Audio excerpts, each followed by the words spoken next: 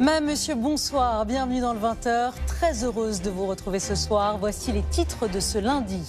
La France, une nouvelle fois sans Premier ministre ce soir. François Bayrou a été renversé de manière assez sévère. 364 députés ont voté contre la confiance.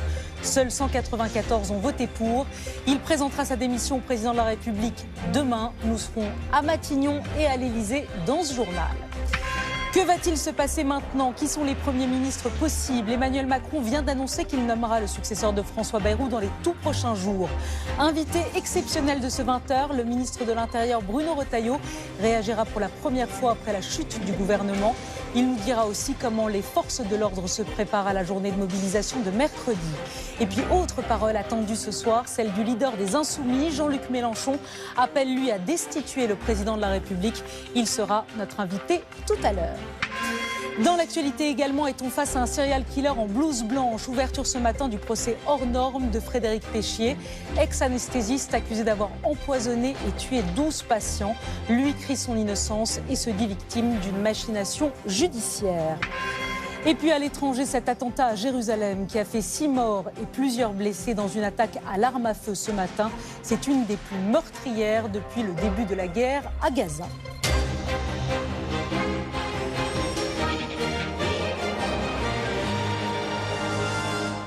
Il avait pris tout le monde de court il y a 2 semaines en demandant un vote de confiance. Mais ce lundi, pas de surprise pour François Bayrou. Le Premier ministre a perdu son pari. Il était un peu moins de 19h quand l'Assemblée nationale l'a renversé. Jeff Wittenberg. Pour l'approbation, 194, contre 364. L'Assemblée nationale... La sanction est sévère. François Bayrou ne s'attendait sans doute pas à un résultat aussi net en sa défaveur. Il n'a désormais plus qu'une seule chose à faire. Le ministre doit remettre au président de la République la démission du gouvernement. Tout a commencé dans une assemblée en effervescence. Jean-Luc Mélenchon, qui n'est pas député, voulait en être. Et il s'est invité dans le public. On va aller à droite. Aller à droite, c'est un peu gênant pour moi, mais bon. À son entrée dans l'hémicycle à 15h, François Bayrou sait qu'il va sans doute perdre son poste aujourd'hui, mais il l'assume. Cette épreuve de vérité, comme chef du gouvernement, je l'ai voulu. Et il entre dans le vif du sujet. 3 415 milliards d'euros de dettes à l'heure précise où nous parlons. Et pour convaincre, le toujours Premier ministre va user de la métaphore médicale devant les oppositions venues en force. Notre pronostic vital est engagé. C'est une silencieuse, souterraine, invisible et insupportable hémorragie.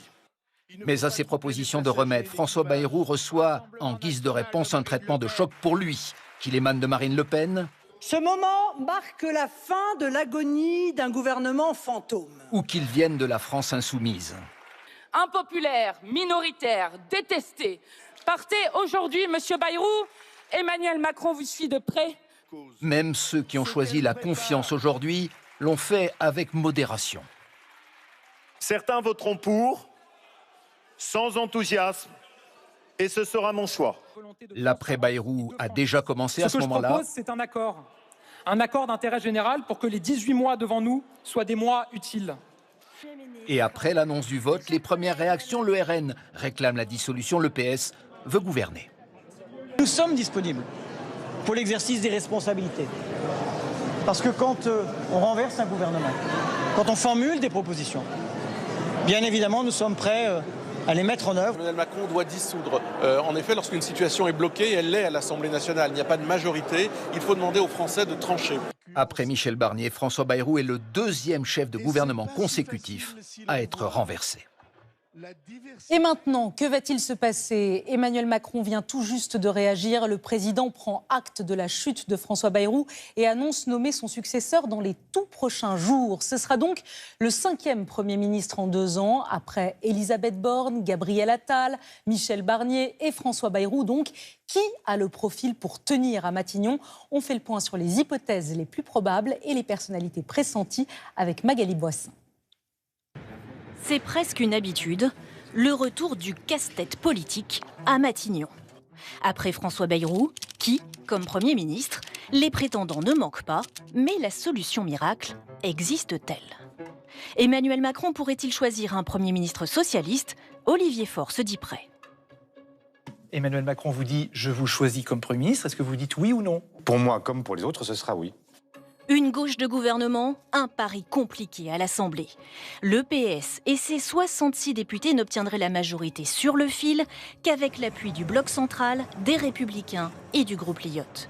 Périlleux, voire improbable, c'est ce que défend pourtant un ancien Premier ministre. Emmanuel Macron doit prendre le risque de la cohabitation avec quelqu'un qui lui tient tête à Matignon. Sinon, il portera la responsabilité du chaos. Proche des socialistes, Éric Lombard, actuel ministre de l'économie, promettrait d'incarner le compromis, pas vraiment le premier choix du président. Car beaucoup d'élus ne se font pas d'illusions. Il va nommer l'un des siens. Il ne peut pas s'en empêcher. Parmi les macronistes, justement, Catherine Vautrin, ministre du Travail. Expérimentée, plutôt consensuelle aujourd'hui, mais une candidate qui ne créerait pas la surprise. Sébastien Lecornu, ministre des Armées, c'est un proche du chef de l'État qui a sa confiance, tout comme Gérald Darmanin, qui fait campagne en affichant sa compatibilité avec la droite pour gouverner. Problème, pour être adoubé par Emmanuel Macron, il faut être une personne sans ambition présidentielle, confie une proche du président. La piste Xavier Bertrand reste malgré tout d'actualité. Le président des Hauts-de-France, qui peut parler à la gauche, se verrait bien à Matignon. Emmanuel Macron devrait trancher rapidement. Et oui, il devrait trancher rapidement. En tout cas, il l'a annoncé ce soir. Nathalie Saint-Cric, bonsoir. Bonsoir Léa. François Bayrou a donc perdu son pari. Emmanuel Macron est en première ligne et il veut aller vite. C'est en tout cas tous les messages qu'il envoie. Alors, on a entendu tous les thèmes possibles cet après-midi. On a entendu rapidement, tout prochain jour, et il ne doit pas traîner. Donc, en gros, je vous fais un petit tableau. Long, on voit ce que c'est. C'est Michel Barnier. Ça a mis 3 mois. Court, on voit bien ce que c'est aussi. Attal Borne, une journée. Moyen, on voit François Bayrou, une semaine. Les 3 raisons qui plaident en faveur d'une décision rapide. C'est 1, la situation de flottement qui peut s'installer, c'est-à-dire que si le 10, il y a une grosse mobilisation, si la note de Fitch est mauvaise le 12, si le 18, les Français peuvent avoir l'impression qu'il ne se passe rien et que tout flotte au gouvernement, donc les mouvements sociaux peuvent peser. Ce qui plaide aussi, c'est qu'en gros, on le sait depuis le 25 août, on l'a même dit ici, qu'en gros, dès que les socialistes et le RN a dit on votera contre, ça fait donc 15 jours qu'on sait que François Bayrou ne pourra pas passer. Donc on peut imaginer qu'ils ont eu le temps de réfléchir. Alors d'un autre côté, si vous voulez, la seule chose, c'est que il a intérêt, effectivement, ça c'est un lieu commun à ne pas se rater, parce que la prochaine fois, on lui sortira la dissolution en lui disant c'est bien gentil, mais tu vois bien que ça ne marche pas. Il n'a pas droit à l'erreur, donc il est obligé à la fois de choisir la bonne personne, mais surtout qu'il est la bonne personne pour négocier avec les autres. Et puis il aura, comme les sportifs ont, là, une grosse pression sur le mental.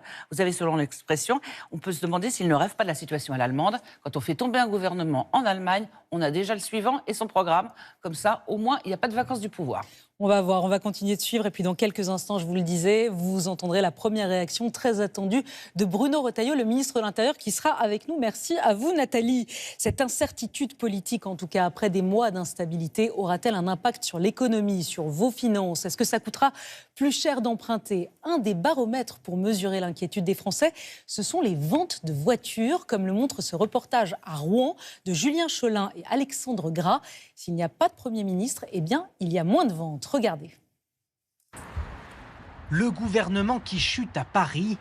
Une très mauvaise nouvelle pour ce concessionnaire de Rouen. Bonjour. Directement impacté, assure-t-il. Enchanté, ça va? Ça va et vous? Alors c'est vrai qu'on vend moins de voitures quand on n'a pas de Premier ministre?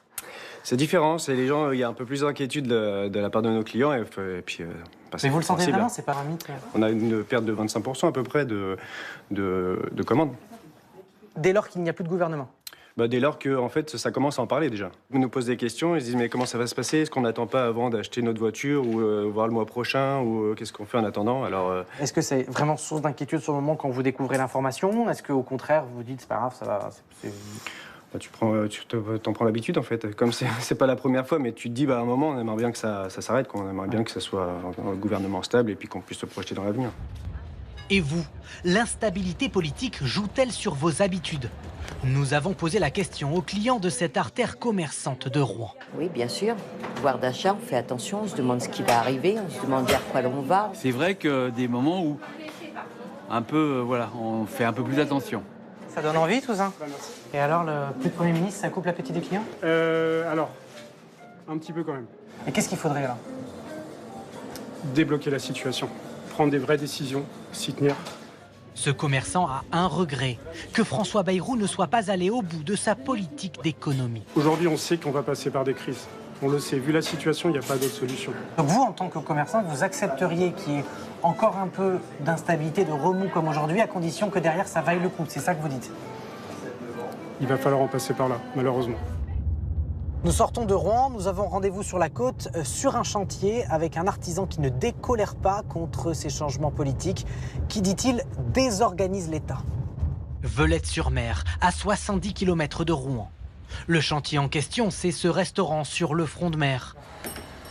Ici, on fait une rénovation complète, isolation, reprise en fait de toute la structure. Et ce qui agace ce patron, c'est qu'à chaque changement de gouvernement, les aides à la rénovation ne sont plus versées, dit-il. Les gens, ils ont des aides pour pouvoir faire leurs travaux, d'accord? Donc, et nous, c'est nous, les entreprises, qui avançons tout ça. Et en fait, on leur dit au bout qu'ils ne savent pas quand ils vont toucher leurs aides.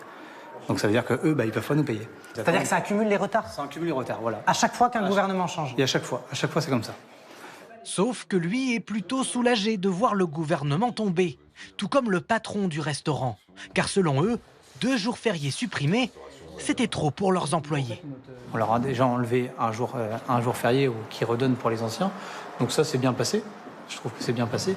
3 jours, ça va faire beaucoup, je pense. Les gens, ils en ont marre de lâcher, quoi. Ils en demandent beaucoup, quoi. Donc, in fine, vous vous réjouissez que ce budget-là soit invalidé? Voilà. Ah oui, bah oui. Tout le monde va se réjouir. Tous espèrent désormais la formation d'un nouveau gouvernement le plus rapidement possible. Invité exceptionnel de ce journal, il était le ministre le plus important et le plus populaire du gouvernement Bayrou. Bonsoir Bruno Retailleau. Bonsoir Léa Salamé. Merci d'avoir accepté notre invitation ce soir. On se retrouve, la France se retrouve à nouveau sans Premier ministre ce soir. François Bayrou a perdu son pari. Vous lui en voulez? Non, c'est simplement un constat. Le problème désormais, c'est qu'il faudra d'abord un Premier ministre, le plus vite possible, je le crois, parce qu'on va aborder des jours difficiles, peut-être qu'on en parlera, et il faut pour la France un budget. Oui, il faut un budget, ça on va le voir. Il faut un Premier ministre. Emmanuel Macron a dit qu'il voulait aller vite pour nommer quelqu'un à Matignon dans les prochains jours. Ça pourrait être vous?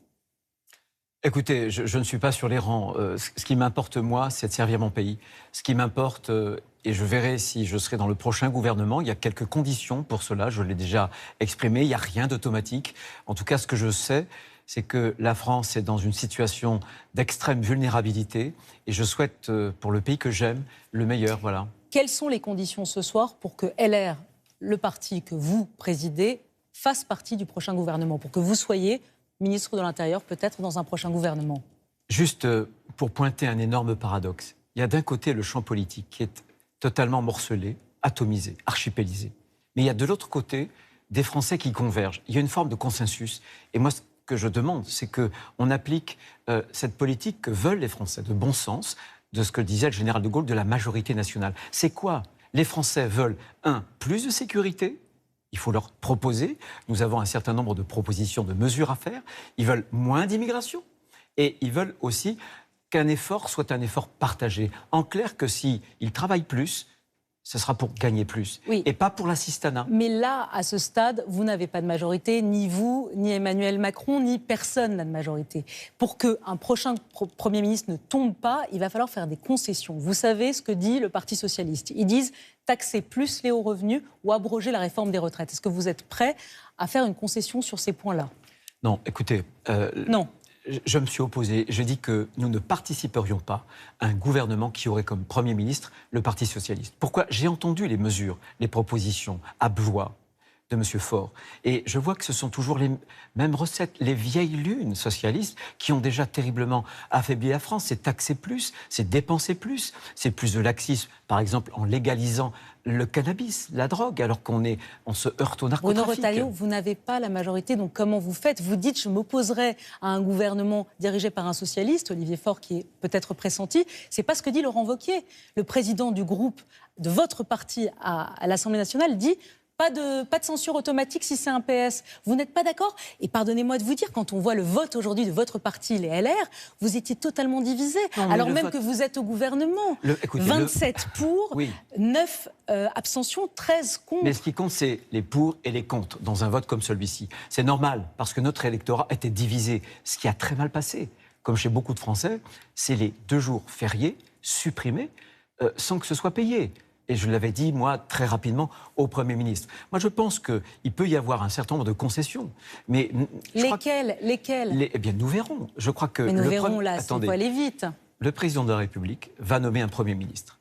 Et le Premier ministre doit préfigurer, c'est-à-dire doit se retourner vers les forces politiques pour qu'on puisse discuter. Simplement, ce que je vous dis ce soir, c'est qu'il y a un passage. Le passage, pour moi, il est par le haut, en faisant une politique de la majorité nationale, moins de taxes, encore une fois, moins de dépenses, plus de sécurité, moins d'immigration.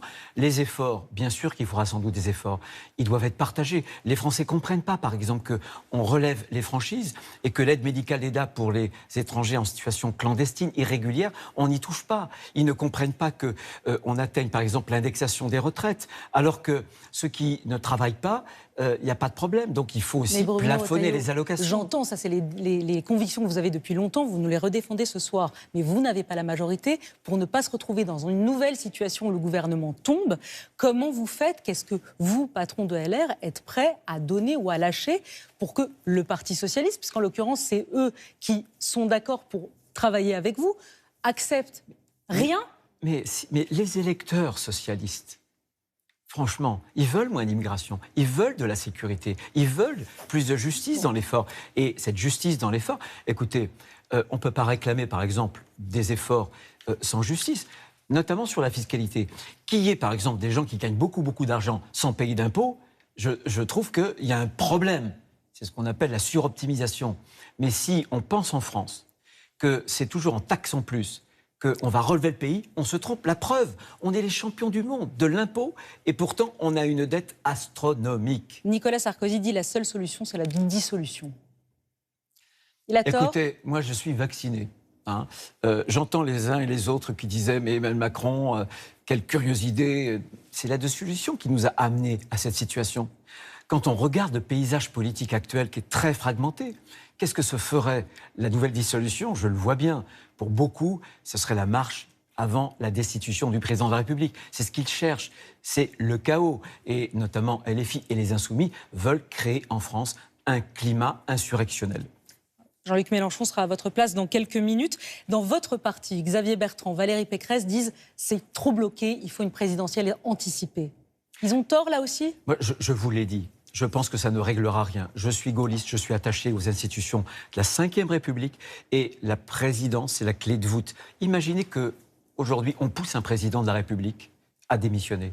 Ça veut dire que tous les successeurs seront fragilisés. Dès qu'il y aura des mouvements de rue, on se tournerait vers l'Élysée pour obtenir une destitution. Je pense que ça n'est pas sérieux et c'est pas bon pour l'avenir de la France. En revanche, je pense qu'il y a un passage. Je le redis, c'est pas des accords d'appareil, c'est faire la politique qu'attendent de nous les Français, la politique de la majorité nationale avec des choses très claires et très simples, une politique de bon sens. Même démissionnaire, Bruno Retailleau, vous restez en charge des affaires courantes comme ministre de l'Intérieur.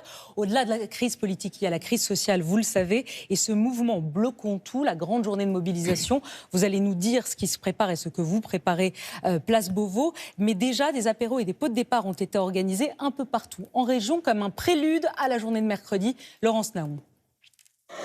À travers la France, ils se retrouvent avec un mot d'ordre. Bye bye Bayrou, des rassemblements appelés pots de départ pour, je cite, fêter la défaite du locataire de Matignon.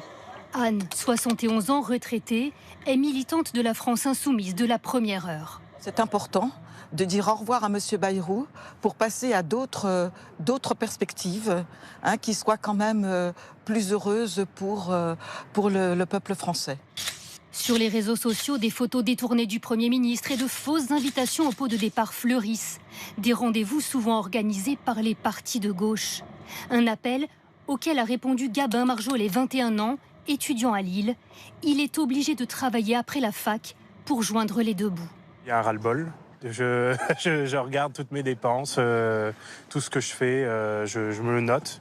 Et je regarde des fois, je sors pas, je vais pas du tout au cinéma, j'ai pas du tout ce genre de pratique.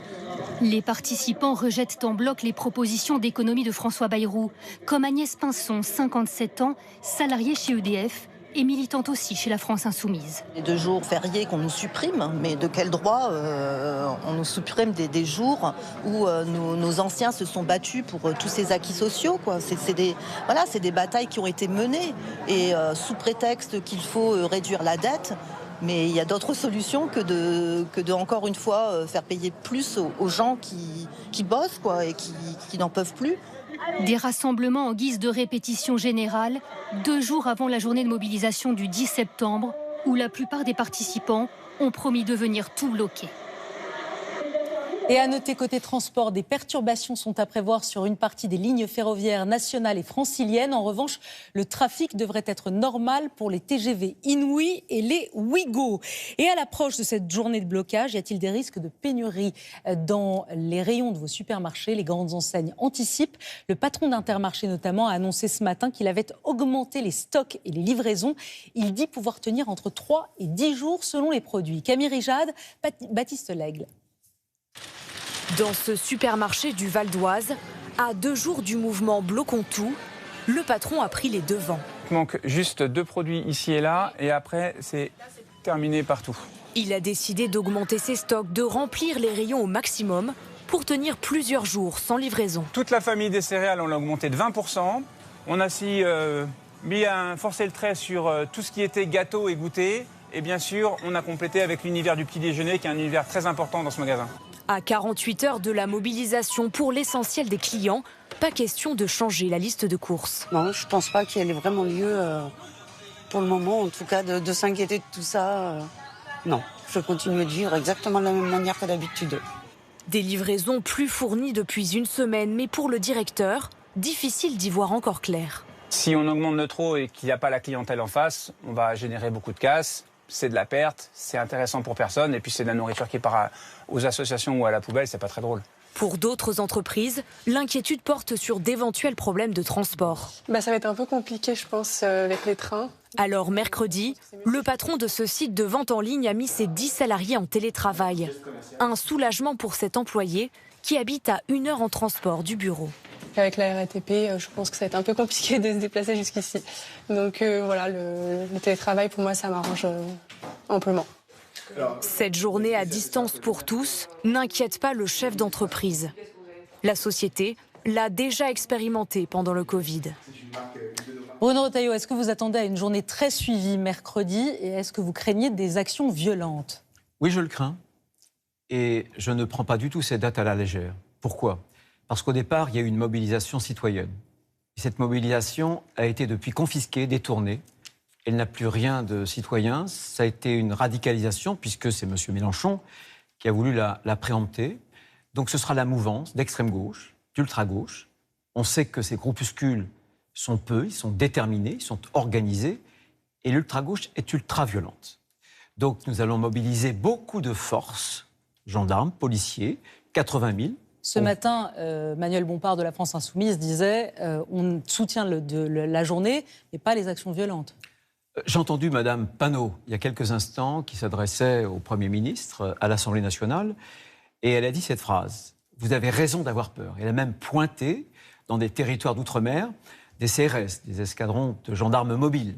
Donc je vois bien que ces gens-là veulent souffler sur les braises de l'exaspération, de la colère des Français qui peut exister sur certains territoires. Et ils veulent créer, comme je l'indiquais, un climat insurrectionnel. Et je voudrais leur dire que nous serons là, que nous n'avons pas peur et que nous protégerons le droit, la loi, les Françaises et les Français, la République. Quel est le dispositif de sécurité qui sera déployé mercredi? Il sera très important, j'en parlerai demain, puisque je réunis, c'est peu souvent, l'ensemble des préfets de France pour en parler avec eux. 80 000 gendarmes, policiers. Pour donner une comparaison, le 14 juillet, c'était 65 000. Donc nous aurons des moyens importants. Ils auront une consigne très claire, c'est la fermeté. On ne tolérera aucun blocage, aucune violence, aucune action évidemment de boycott. Quand il y a des cortèges, on les accompagnera parce que c'est un droit constitutionnel de manifester tranquillement, mais on ne supportera vraiment aucune violence ni débordement. Ils devront interpeller au maximum, garder à vue pour déférer à la justice pour que, j'espère, il y ait des sanctions et des sanctions qui soient lourdes pour celles et ceux qui seront violents. Mais vous comprenez la colère? Je comprends la colère. Mais ce que je voudrais aussi, c'est que la colère, on ne peut pas la faire éclater dans la rue à travers la violence. Je voudrais simplement dire qu'une fois de plus, les policiers et les gendarmes, qui sont des boucliers de la République, vont avoir à subir cette hyperviolence. Je veux leur dire ma fierté, ma confiance et l'estime de beaucoup de nos compatriotes. Merci Bruno Retailleau d'avoir été avec nous ce soir. Vous avez mis en cause Jean-Luc Mélenchon. Il sera notre invité dans quelques minutes sur ce plateau. Il vous répondra. Merci. C'était une grosse journée pour elle aussi. À la tribune à l'Assemblée nationale cet après-midi, mais aussi à côté de son téléphone ce matin.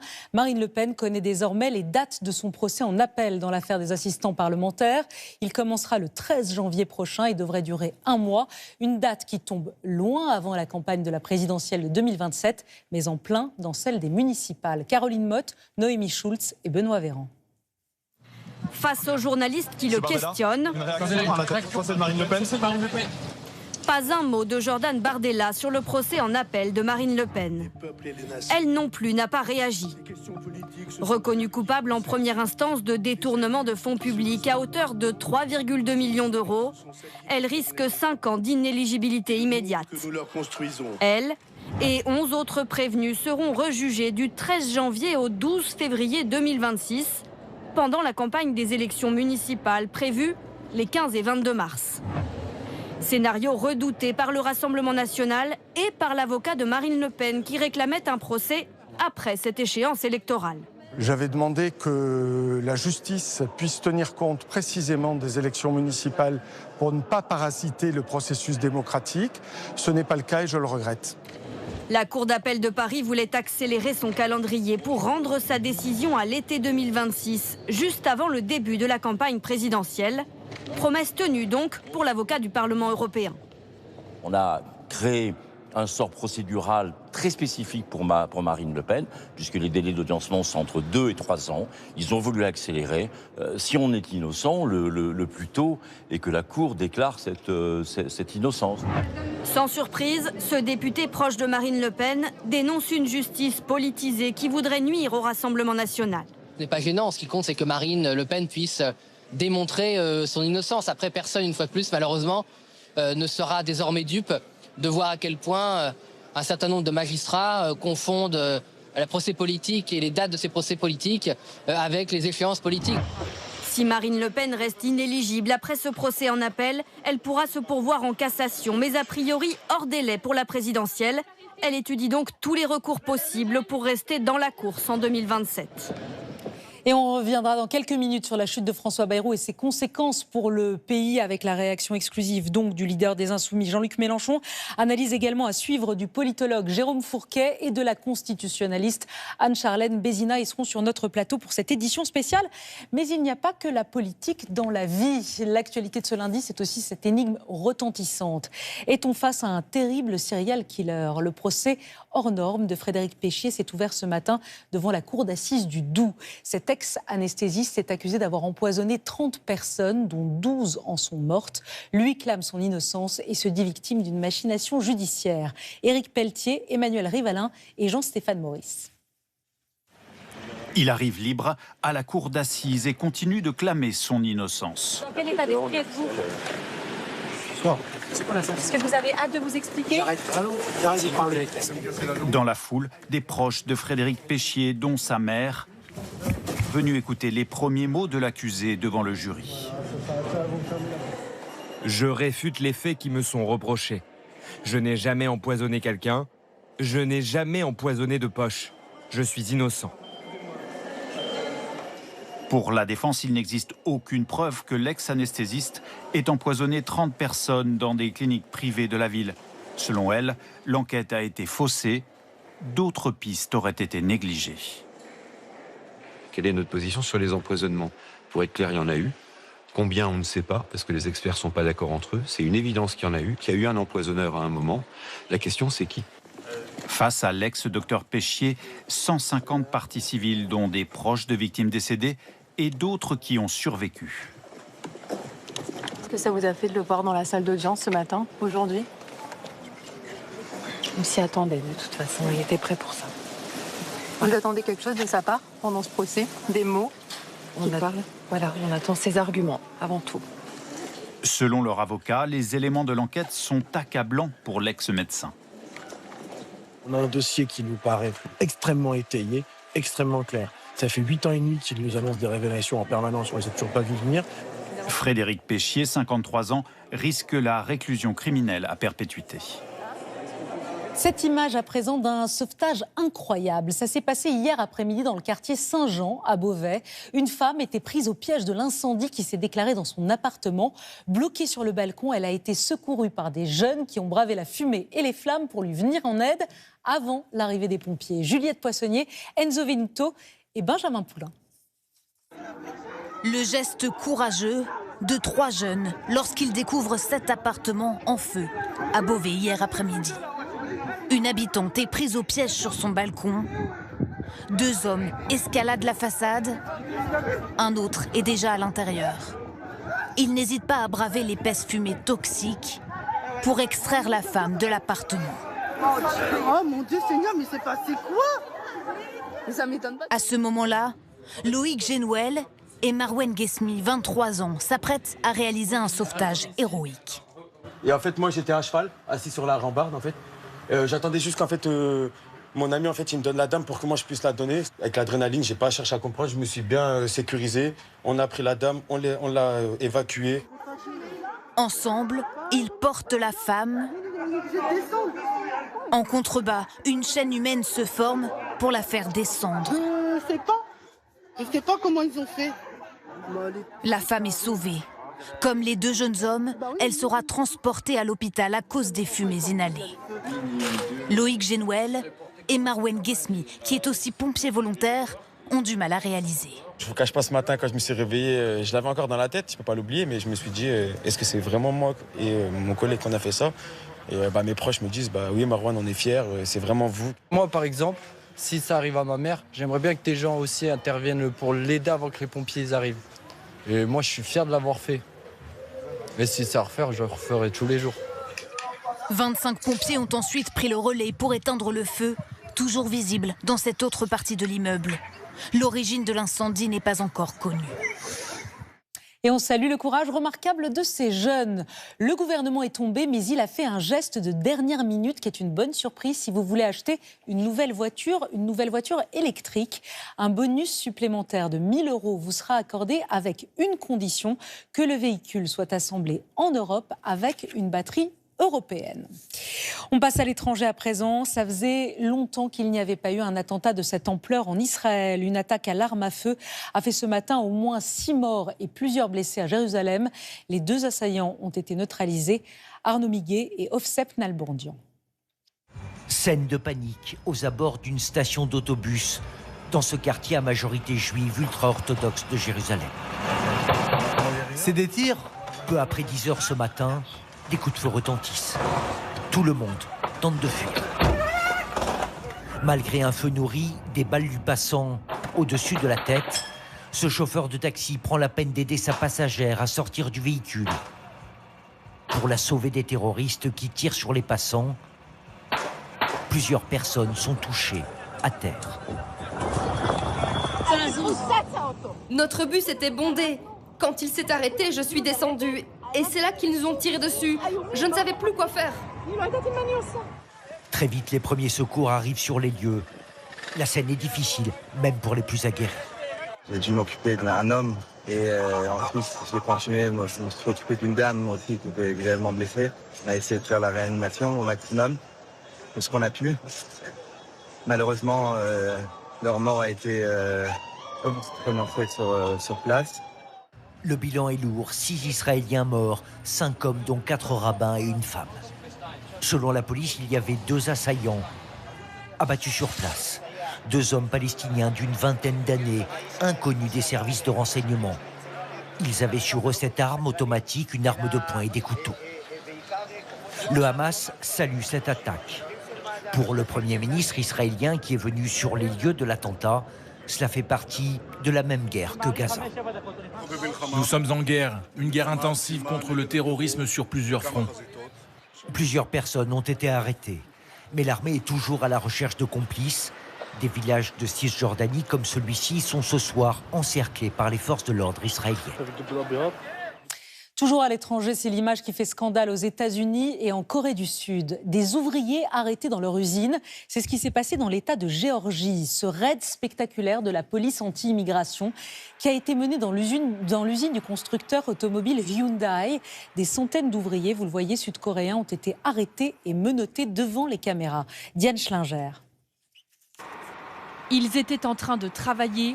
Ils finissent alignés les uns à côté des autres, puis enchaînés aux mains et aux pieds, comme les pires criminels. Direction le centre de détention pour 475 employés, dont plus de 300 Sud-Coréens. ICE, la police de l'immigration mandatée par Donald Trump, se targue d'avoir réalisé la plus grande descente de son histoire. On est vraiment en Amérique, j'ai jamais vu ça. Quelques heures plus tôt, avec des hélicoptères et des dizaines de véhicules, ICE et le FBI débarquent en force en Géorgie, sur le site industriel du groupe automobile sud-coréen Hyundai. On veut que toute l'activité sur le site cesse immédiatement. C'est la panique. Plusieurs salariés tentent de s'enfuir, de se cacher dans les entrepôts. Certains finissent même dans l'eau avant d'être finalement appréhendés. Tous doivent présenter leurs papiers. Beaucoup d'entre eux avaient un visa temporaire qui avait expiré. Mais ces images et surtout les méthodes employées choquent en Corée du Sud et font les gros titres. Certains médias parlent de trahison de leur allié américain historique. Le gouvernement demande des explications. Il y avait une demande d'investissement à grande échelle aux États-Unis et nous y avons répondu. On avait été clair sur le fait que la délivrance de visas était une priorité. On va clairement protester auprès des États-Unis. Après s'être félicité de l'arrestation de ces migrants illégaux, Donald Trump tente désormais de calmer le jeu. ICE avait raison, car ils sont illégaux. Mais il faut peut-être qu'on trouve une solution pour faire venir les gens nécessaires dans certains domaines, pour qu'ils forment nos compatriotes à le faire eux-mêmes. Donald Trump commence à le réaliser. Sa politique anti-immigration pourrait avoir un impact majeur sur l'économie. Fin 2025, pour la première fois de leur histoire, les États-Unis pourraient avoir un solde démographique négatif. Et l'on revient à présent sur la principale actualité de la journée, la chute de François Bayrou, la France sans Premier ministre, et après Bruno Retailleau tout à l'heure. Autre réaction attendue ce soir, celle du leader des Insoumis. Bonsoir Jean-Luc Mélenchon. Bonsoir madame. Merci d'avoir accepté notre invitation. On vous a vu à l'Assemblée nationale cet après-midi. Alors, pas dans l'hémicycle parce que vous n'êtes plus député, mais dans les tribunes officielles. Vous vouliez assister en présentiel, comme on dit, à la mise à mort de François Bayrou. Oh, la mise à mort, exagérez pas. Bon, il y a eu une bataille politique, il l'a perdue, et moi je suis très friand de la vie du Parlement, et je voulais voir comment ça se passait. Ce n'est pas si souvent, encore que maintenant c'est de plus en plus souvent. Mais la chute d'un gouvernement sur un vote de l'Assemblée, ça n'est pas si souvent. Moi je l'ai ressenti, si vous voulez, pas tellement dans les termes assez politiciens avec lesquels on en parle en ce moment. La chute de M. Bayrou a montré deux choses. La première, c'est qu'elle était bien plus ample que prévu, c'est-à-dire que vraiment à peine un tiers de l'Assemblée, y compris une partie de ses propres troupes, n'ont pas voté pour lui. Et puis, je le comprends comme une victoire populaire. Je vais peut-être vous surprendre, mais lui, il a dit « Je présente la question de confiance », et saluons-le au passage, parce que c'est la première fois depuis 5 ans, il a eu ce courage, parce que, de son aveu, il y avait la menace du 10, réaction populaire, et la grève générale du 10. Alors, je l'interprète, sa chute ce soir, comme une victoire populaire. Alors maintenant quoi, Jean-Luc Mélenchon? Comment sortir du blocage? Une des options d'Emmanuel Macron, vous le savez, ce serait de nommer un gouvernement avec un socialiste à sa tête. Olivier Faure se dit prêt ce soir à être Premier ministre. Est-ce que vous le soutiendrez, Olivier Faure, qui était votre allié pendant le NFP il y a un an? Bien sûr, il voulait déjà être Premier ministre, il veut être Premier ministre à peu près tout le temps, mais non, je ne le soutiendrai pas, et je pense que personne ne le fera, parce que il ne peut pas gouverner tout seul. Il sera obligé d'avoir des macronistes avec lui. Donc ils constitueront, ce qu'il y a en Allemagne et dans d'autres pays, une sorte de grande coalition. Pourquoi voulez-vous qu'on aille soutenir une chose pareille? Alors la dernière fois, on leur avait dit, mais on les a prévenus, on lui a dit, si tu viens, si nous venons, à l'époque c'était Madame Lucie Castet, sur laquelle on s'était tous accordés, et je crois qu'ils l'ont passé par-dessus bord en route. Eh bien, il faut proposer notre programme, et puis on verra ce que l'Assemblée accepte ou pas. Donc vous ne soutenez pas? Mais attendez, lui vient, il a déjà amputé le programme, et il est dans la continuité des politiques macronistes, parce que lui prévoit 20 milliards d'économies, l'autre prévoyait 40 milliards, mais c'est pas du tout dans cette direction-là qu'il faut aller. Une dette de 3 000 milliards, un déficit à près de 6%. on la passe par-dessus bord ou on dit il faut faire des économies? Il dit c'est moitié moins, je ferai moitié moins que François Bayrou. Vous voulez faire des économies sur la dette ou non, c'est pas le sujet? Alors d'abord, puisque vous m'en donnez l'occasion, je voudrais dire que j'ai très mal vécu les 15 jours ou 10 jours de M. Bayrou passant sur tous les plateaux pour dire, alors qu'il est le Premier ministre, à la finance internationale, la France est la catastrophe, tout est perdu, nous sommes submergés. Ce n'est pas vrai. Si bien qu'à un moment donné, je me suis dit, mais est-ce qu'il n'est pas en train d'essayer d'attirer la crise financière sur la France pour qu'on cède? Madame, je vais vous dire... Il n'y a madame, pas de problème de dette en France, Jean-Luc Mélenchon? Non. Il n'y a pas de problème de dette? Mais non, il y a 3 000 milliards, c'est cosmétique. Ça y est? Non, mais là, vous répétez vous faites le répondeur automatique, madame. Non, ce n'est pas la somme qui compte, c'est les recettes que vous avez. Et c'est le poids de la charge de la dette. 3 300 milliards, sur la période pendant laquelle il va falloir le rembourser, il y aura des revenus, d'accord, de la production, des impôts, etc. Eh bien, c'est sur 8 ans. Sur 8 ans, cette dette représente 13% de ce qui va être récolté. Attendez, j'ai pas fini. Aujourd'hui, la charge de la dette dans le budget, qui est la seule réalité matérielle de la dette, elle représente 2% de la richesse produite. C'est-à-dire presque 1 point de moins qu'il y a 1 an et demi. Peut-être dans 3 jours, l'agence de notation Fitch, vous allez me dire, on ne gouverne pas avec eux, mais tout de même, s'ils abaissent la note de la France, pas les réponses à ma place. On va emprunter plus difficilement. Mais ça, c'est approuvé. La dernière fois qu'on a emprunté de l'argent, c'était jeudi dernier. Et on a eu 235 fois plus que ce qu'on demandait. Alors, il faut un peu arrêter avec la catastrophe, mais vous avez raison de dire que vendredi, si Fitch décide de baisser la note de la France, que quand même invraisemblable qu'une agence décide de comment se porte un pays, vous direz merci à M. Bayrou. Alors, vous avez raison, s'il continue à descendre la notation de la France, eh bien, les fonds seront obligés, sans doute, de renchérir. Qu'est-ce qu'il faut faire aujourd'hui? Ce soir, la France, elle n'a pas de Premier ministre. Vous nous dites, si Olivier Faure est nommé, on ne soutiendra pas. Si, j'imagine, quelqu'un du Bloc central est nommé, on ne soutiendra pas. Comment on sort? Qu'est-ce que vous dites aux Français qui s'inquiètent? Les Français qui n'aiment pas l'incertitude, qui ont peur. À la fin, c'est les travailleurs qui risquent de trinquer.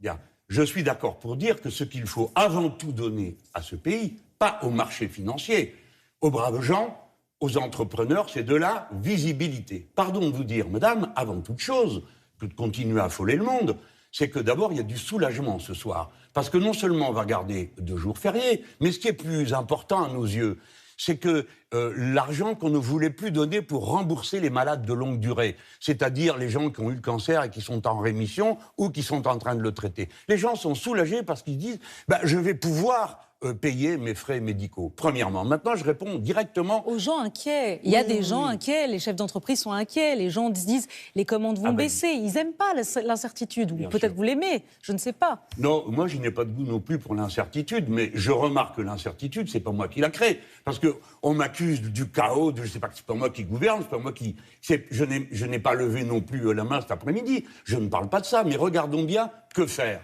Vous m'avez demandé, alors qu'est-ce qu'on fait pour cette dette? Vous avez 2 manières de faire. La première qui consiste à dire, on ne touche pas aux riches et c'est tous les autres qui payent. Et on coupe dans les dépenses. Alors les gens à qui on dit, vous savez, c'est comme un budget familial, mais jamais de la vie. Le budget de l'État n'est pas un budget familial. C'est un budget où vous décidez, vous, de vos recettes. Donc ce qu'il faut, à nos yeux, c'est augmenter les recettes. Comment ?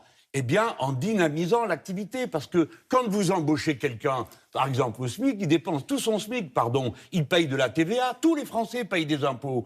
Et puis, ensuite, ils payent des impôts sur le revenu. Donc, vous augmentez les recettes de l'État. Jean-Luc Mélenchon, ça fait 5 minutes que je vous pose des questions. Vous ne m'avez toujours pas dit, moi, ce que je veux, c'est destituer le président de la République. J'y viens, mais laissez-moi le temps de vous expliquer à mesure. Parce que c'est ça, votre solution, c'est ça. Or, vous savez très bien que ça ne passe pas. Voilà. Donc je sais tout très bien, vous faites les questions, les réponses, je ne vous ai pas répondu comme vous attendiez. Écoutez, ayez la patience de supporter qu'on pense en plus de 140 signes. Bien.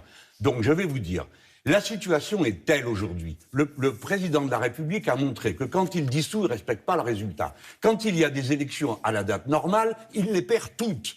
Alors, s'il les perd toutes, son autorité est égale à 0. Son gouvernement, on en est à 4 premiers ministres. Il a été réélu. Et il y a en plus... Il a été réélu. Il perd tout, mais il a été réélu.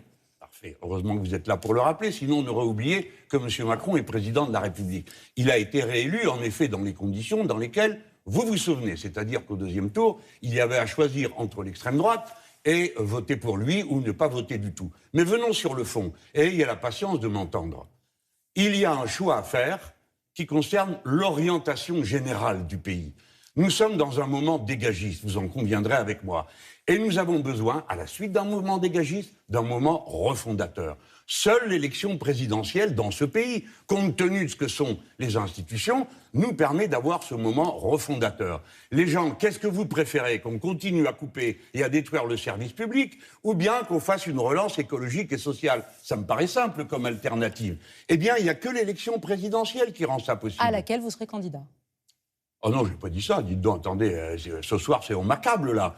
Non. C'est un accablement. Non, mais alors bon, je vais vous répondre. À laquelle il y aura, en effet, une candidature insoumise, puisque, par la force des choses, je vous dirais que nous avons gagné les 2 précédentes primaires, en arrivant très loin, en tête de toute la gauche à la présidentielle. Mais ce n'est pas le sujet, là. Le sujet, c'est qu'on se comprenne bien. La France est ainsi faite. Nous ne sommes pas la Grande-Bretagne ou les États-Unis. Et donc, en France, le principe d'autorité découle d'un vote franc et massif du peuple. Moi, j'ai connu ça comme De Gaulle nous appelait à le faire. Moi, je me souviens vous avoir interviewé plusieurs fois pendant la campagne présidentielle, la dernière, et vous m'avez dit c'est la 3e fois et c'est la dernière. Oui, alors je ne sais pas si ce ne sera pas la dernière fois que je vous dirai qu'il faut changer de président de la République pour savoir ce qu'on veut. Je vais même aller plus loin.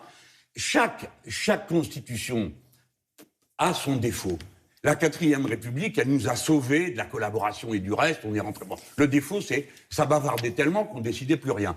La constitution du général de Gaulle, elle a eu l'avantage de donner de l'autorité. L'inconvénient, c'est que ça a dégénéré en autoritarisme. Nous avons donc besoin maintenant d'une 6e République qui permette au peuple, sans faire d'histoire, de pouvoir destituer un président en cours de route par un mandat, par un référendum Dernière révocatoire. Question, Jean-Luc Mélenchon. Vous avez entendu Bruno Retailleau, il vous a mis en cause, nommément, vous et Mathilde Panot.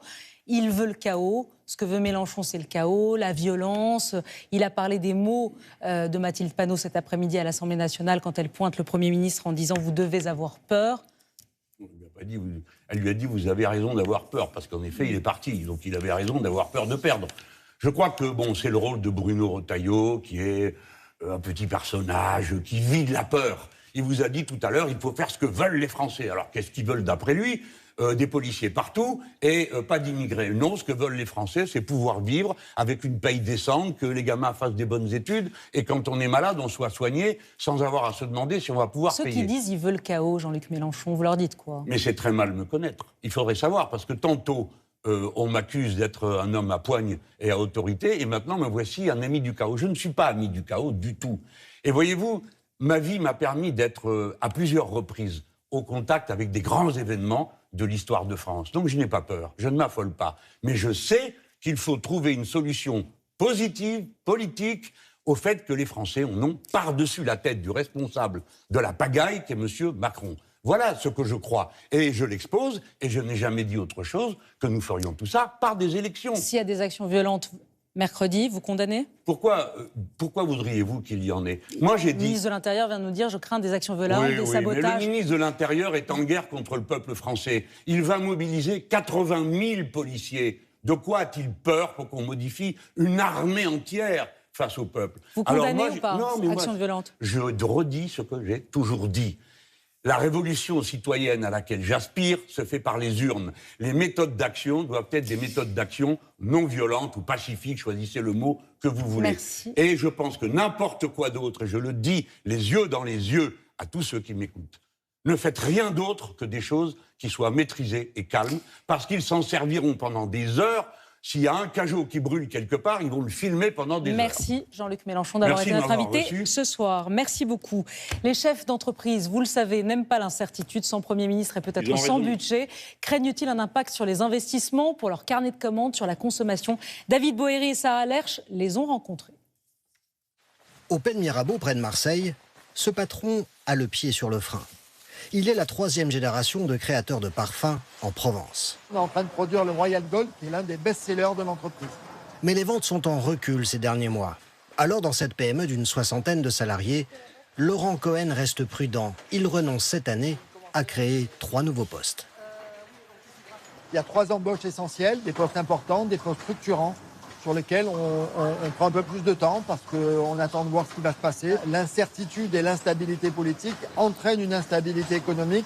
Autre chantier mis à l'arrêt, la création d'une deuxième chaîne moderne de conditionnement comme celle-ci. Face aux incertitudes, l'investissement d'1 million d'euros est jugé pour l'instant trop risqué.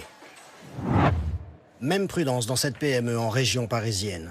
Ici sont fabriqués des meubles professionnels pour l'hôtellerie et la restauration.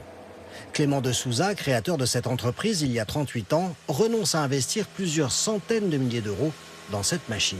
Elle a bientôt 10 ans, c'est une machine où on commence à réfléchir, à penser à investir vers une machine plus récente. Sauf que, étant donné l'environnement, on va dire, d'instabilité actuelle, avant de penser aux investissements, on pense avant tout à la pérennité et on pense à la possibilité de pouvoir conserver nos collaborateurs et nos emplois. Des doutes et des choix, aujourd'hui bien compris par les salariés. On veut racheter des camions, on va attendre. On devait changer la machine, on va attendre. Même il y a des choses qu'on doit faire, justement, changer les luminaires et tout. Pour l'instant, on est un petit peu, on va déjà payer nos fournisseurs, payer tout ça, et après, on verra comment ça se passe. Autre priorité, terminer de rembourser l'emprunt contracté lors de la dernière crise, celle du Covid. 60 000 euros de trésorerie à sortir d'ici mai prochain. Vous l'aurez compris, c'est un peu une édition spéciale ce 20h ce soir avec ce coup de tonnerre politique et la chute de François Bayrou. 2 invités, 2 analystes. Merci d'être là, Anne-Charlotte Bézina. Vous êtes constitutionnaliste et Jérôme Fourquet, vous êtes le directeur du département opinion de l'IFOP. Anne-Charlène, le vote a eu lieu il y a un peu plus d'une heure. François Bayrou est-il démissionnaire ce soir? À l'heure où on parle, il a démissionné, il n'est plus Premier ministre ou il doit remettre sa démission? Alors il n'est pas démissionnaire puisque l'Assemblée nationale n'a pas nommé le Premier ministre, donc il revient à celui qu'il a nommé, le Président de la République, d'acter de ça. La perte de confiance, elle a une conséquence constitutionnelle obligatoire, c'est l'article 50 qui précise que le Premier ministre doit venir déposer solennellement sa démission au Président de la République. Ce qu'il devrait faire demain en principe. François Bayrou n'a pas réussi à convaincre les députés, on l'a vu aujourd'hui, Jérôme Fourquet. Les Français non plus, manifestement, ils n'ont pas été convaincus par le discours sur la dette, on l'a vu dans les sondages d'opinion. Comment vous les sentez? Ils sont inquiets, ils sont en colère en cette rentrée? Alors effectivement, les 2 sentiments les plus répandus, c'est très loin devant l'inquiétude. On l'a vu dans votre reportage chez ces chefs d'entreprise, mais également chez les Français moyens, si je puis dire. On voit que le taux d'épargne est aujourd'hui au plus haut. Et le deuxième sentiment, c'est aussi une colère vis-à-vis de l'instabilité politique et vis-à-vis aussi des décisions qui ont été prises par le Président de la République que beaucoup de Français considèrent comme étant contraires au vote qu'ils ont émis. Est-ce qu'ils veulent un nouveau Premier ministre dans vos enquêtes d'opinion ou ils veulent une nouvelle dissolution et ils veulent retourner aux urnes, les Français? Alors quand on les interroge sur cette alternative, à minima, c'est la dissolution qui l'emporte, puisque la majorité des Français considèrent que nommer un nouveau Premier ministre qui serait issu des rangs du bloc central connaîtrait les mêmes difficultés que ce que nous connaissons maintenant depuis un an. Donc à minima, c'est la dissolution. Mais compte tenu de notre mode de scrutin et de l'éclatement du paysage électoral, beaucoup anticipent qu'il n'y aurait pas de majorité absolue qui sortirait des urnes en cas de dissolution. Et dans ce cas-là, les enquêtes d'opinion montrent également que là, on se tournerait vers la clé de voûte de nos institutions de la 5e, qui est le président, et on en appellerait à sa démission. Et ça, vous le voyez dans les enquêtes d'opinion. Anne-Charlène Bézina, au niveau constitutionnel, la balle est maintenant dans le camp du Président de la République. Est-ce qu'il a des contraintes au niveau de la Constitution? Est-ce qu'il doit aller vite? Il peut prendre son temps? Est-ce qu'il peut nommer qui il veut, quand il veut? Que dit la Constitution? La Constitution, c'est l'article 8, c'est le retour de la balle dans le camp du Président de la République. Il peut absolument décider de tout. Il n'y a aucun délai, il n'y a aucune contrainte de majorité et aucune contrainte de non. Pour la dissolution, c'est la même chose. Il n'y a rien d'obligatoire, aucune formalité, aucune annonce, à part des consultations qui, en plus, ont déjà plus ou moins eu lieu entre le Président de la République et les présidents des assemblées et le Premier ministre. Donc, tout peut arriver. Le moment que nous vivons est un moment historique. Jamais 2 premiers ministres ne sont tombés successivement aussi vite. Donc, aucun président de la République n'a été face à cette dernière. Pour vous, c'est un moment historique et inédit, vous qui êtes constitutionnaliste, qui faites attention aux mots? Oui, bien sûr, historique et inédit. Sous la 5e, on a déjà eu ce cas sous la 4e République, mais encore une fois, c'était vraiment une dynamique de parti très différente. Donc oui, le choix du Président de la République, finalement, c'est le choix d'un nouvel alliage, le choix de chercher une majorité qui n'existe pas. Donc c'est tout à fait inédit. Moment historique, dit Anne-Charlène. Jérôme Fourquet, vous dites quoi? Vous dites crise de régime, crise politique, crise parlementaire. Qu'est-ce qui se passe là? Alors, en fait, il y a une conjonction de 2 phénomènes. Il y a à la fois cette crise politique qu'on connaît, parce que sous la 5e République, on a déjà connu des situations dans lesquelles le Président de la République était nettement impopulaire, mais cette impopularité se traduisait dans les urnes par une majorité accordée à l'opposition. Aujourd'hui, face à un président impopulaire, il n'y a pas une opposition majoritaire, il y a plusieurs oppositions qui ne s'entendent pas entre elles, d'où le blocage. Et à ce blocage politique s'ajoute aussi une crise budgétaire lancinante. Depuis 1973, la France n'a pas voté un budget à l'équilibre. Et aujourd'hui, la charge des intérêts de la dette représente le premier budget de l'État. Et quand on regarde rétrospectivement ce qui se passe depuis un an, quand Emmanuel Macron décide de dissoudre à l'été dernier, c'est parce qu'il anticipe qu'il n'aura pas de majorité pour voter son budget à l'automne. Quand Michel Barnier est censuré, c'est sur le budget. Et François Bayrou a perdu la confiance, lui aussi sur le budget. Donc il y a aussi cette question budgétaire qui est en toile de fond. Merci à tous les deux pour ces précisions. Je rappelle vos livres. Anne-Charlène Bézina, auteur du livre 5e République, Anatomie d'un régime en crise. On y est.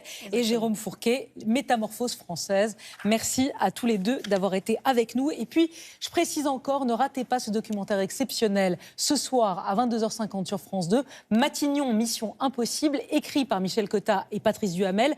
Le film suit au plus près François Bayrou dans ses 9 mois à Matignon jusqu'à sa chute ce soir. Il ne le lâche pas, c'est les coulisses de donc ces 9 mois de François Bayrou à Matignon. Merci à tous les deux, merci à vous d'avoir suivi cette édition un petit peu spéciale. C'était les nouvelles du monde en ce lundi 8 septembre. Vous retrouvez Loïc Delamornay sur le canal 16. Tout de suite la météo de Sébastien Thomas, suivi de la série Surface avec Laura Smet et Thomas Sisley. Demain 13h, Julien Bugier. Quant à moi, je vous donne rendez-vous demain à 20h et je vous souhaite une très belle soirée sur France Télé. Retrouvez toute l'actualité en continu sur France Info Canal 16.